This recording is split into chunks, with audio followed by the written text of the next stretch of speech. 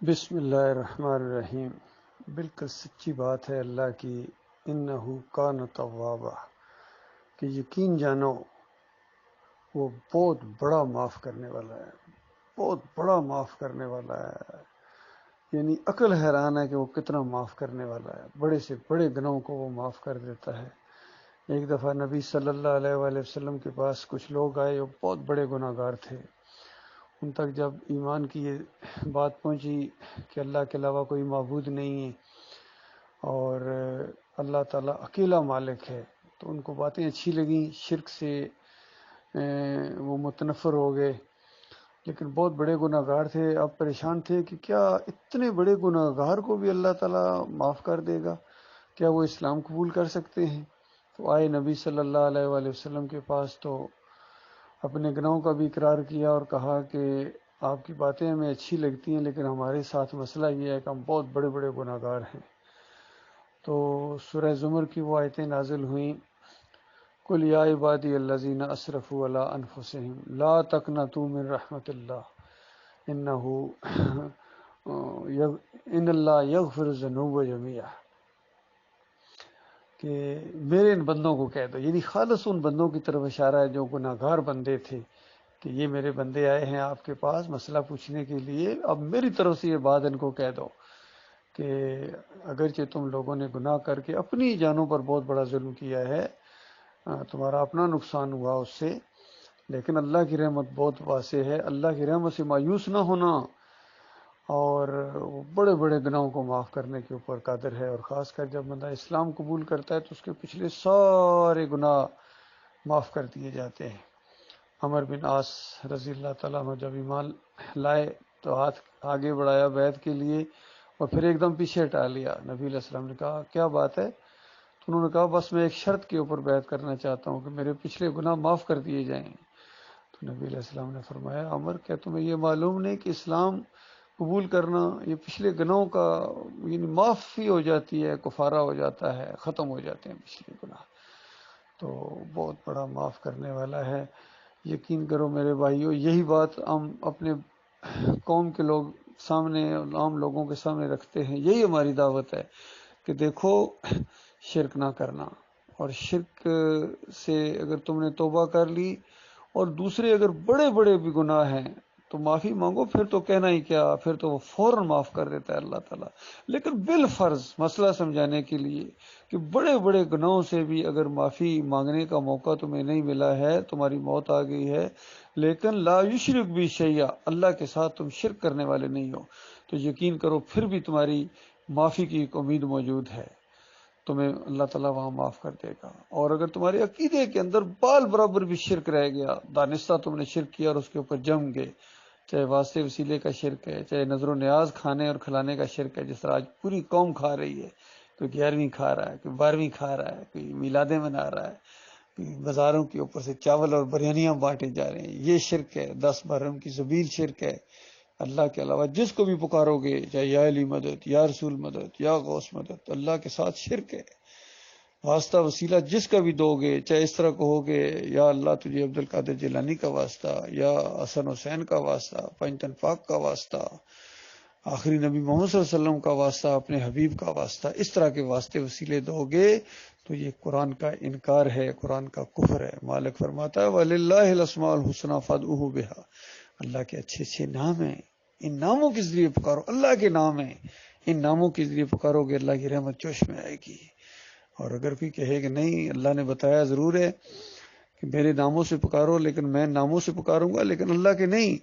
کسی بندے کے نام سے میں واسطہ دوں گا، واسطہ وسیلہ، تو یہ خالص قرآن کا نہ صرف انکار ہے بلکہ اللہ تعالیٰ کی بہت بڑی توہین بھی ہے، شرک بھی ہے اور اللہ کی بہت بڑی توہین بھی ہے۔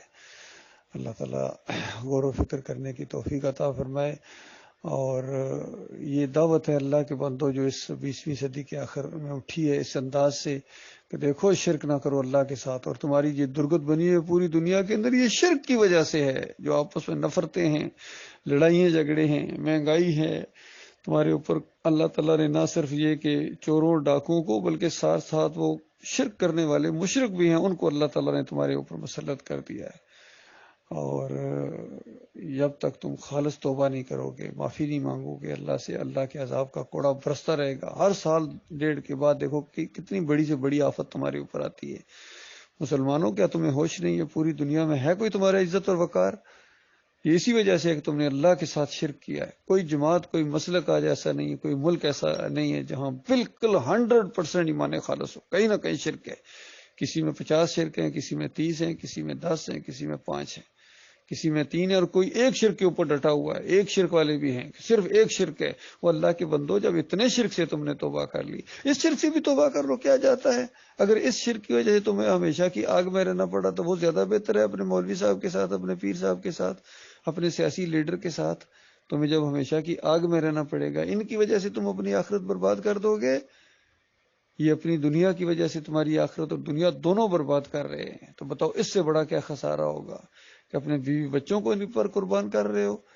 ان کا ساتھ دے کے اپنے بیوی بچوں کو کیا مثال پیش کر رہے ہو؟ تمہارے مرنے کے بعد وہ بھی اسی راستے کے اوپر چلیں گے، کفر و شرک کے راستے کے اوپر، اور اس کے بعد کل قیامت کے دن تمہاری گریبان پکڑیں گے کہ ظالم، دنیا میں تم نے اچھا کھانا کھلایا، اچھی رہائش دی اور اچھا سٹیٹس دیا، لیکن یہاں آگ میں لے آئے ہو۔ جبکہ سمجھانے والے سمجھاتے بھی تھے کہ تمہارے اوپر کوئی اثر نہیں ہوتا تھا، ایمان کی دعوت آ چکی تھی، پھر تم نے مشرک بنا دیا، تم ایمان کی طرف نہ خدا ہے نہ ہمیں۔ ایسے دوست تمہارے اوپر لعنت ہو، ایسے بھائی تمہارے اوپر لعنت ہو، ایسے خاوند، ایسے باپ، ہر ایک رشتہ اس طرح لعنتیں بھیجے گا، ہمیشہ ہمیشہ کے لیے فرشتوں کی لعنتیں پڑیں گی، اللہ کی پھٹکار۔ یہ زیادہ بہتر ہے کہ کیا جاتا ہے شرک سے توبہ کر لو، واسطے وسیلے کے شرک سے، نظر و نیاز کے شرک سے، پکاروں کے شرک سے، رکوع اور سجدوں کے شرک سے، اور یہ جمہوریت کا مشرکانہ نظام، چاہے تعویذ گنڈے ہوں سارے، پیری مریدی، عرس اور ملے، اسلام میں نہیں ہے۔ یہ ساری شرکیہ اور مشرکانہ باتیں، چاہے یہ میلاد کے کیک ہوں، چاہے یہ 11ویں کی دیگ ہو بریانی کی، چاہے 10 محرم کی حلیم ہو، نظر و نیازیں ہوں، مٹھائیاں بانٹی جاتی ہیں، یہ سب شرک ہے اللہ کے بندوں۔ شرک سے سچی توبہ کرو، وہ مالک تمہیں معاف کر دے گا۔ شرک اللہ کو گالی ہے، اللہ کو گالیاں دینے کے بعد اگر تم جنت الفردوس کی امیدیں لگا کے بیٹھے ہو،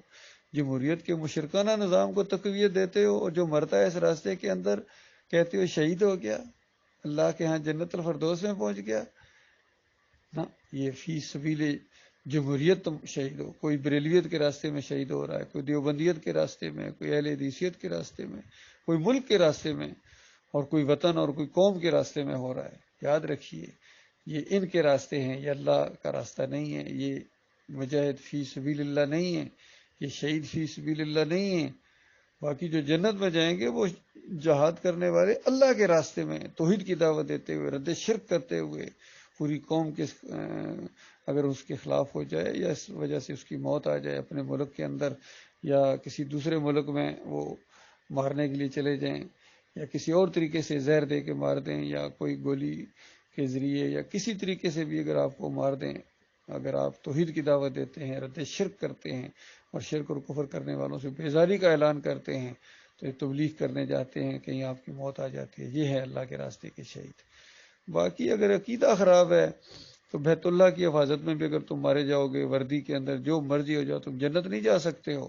یہ بہت بڑا فراڈ آج قوم کو دیا جائے، بس چاہے کہتے ہیں چاہے شیعہ ہو، چاہے بریلوی ہو، چاہے دیوبندی ہو، تاکہ قادیانی بھی اگر فوج میں ہیں، کتنے فوجی ہیں، جب مارے جاتے ہیں کہیں نہ کہیں تو کہتے ہیں سارے شہید ہو گئے، سارے شہید ہو گئے۔ سکھ بھی، تارا سنگھ جو سکھ میں افسر بن کے، اندازہ لگائیے اس جوانوں کا کیا حال ہوگا جس کا پلٹون کمانڈر، جس کا کمپنی کمانڈر، جس کا کمانڈنگ آفیسر سی او ایک تارا سنگھ ہوگا پاکستان کے اندر، اس یونٹ کے مرال کا کیا کہنا ہوگا، کیسے وہ جنگ لڑے گا؟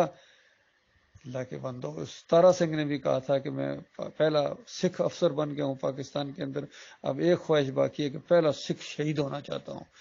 اور وزیر اعظم شوکت عزیز نے اس بات کو سن کے اس کو مسکرایا آگے سے کہ نہیں کہہ سکا کہ تم شہید نہیں ہو سکتے ہو۔ جس طرح ایک سکھ شہید نہیں ہو سکتا ہے، یاد رکھیے، ایک سکھ جس طرح شہید نہیں ہو سکتا ہے، اسی طرح ایک بریلوی، دیوبندی اور اہل حدیث شہید نہیں ہو سکتا ہے، کیونکہ ان کے عقیدے کے اندر خرابی ہے۔ یہ مسئلہ ہے اللہ کے بندوں، مانو گے اپنا بھلا کرو گے، نہیں مانو گے تو پھر جہنم تمہارے انتظار میں منہ کھولے کھڑی ہے۔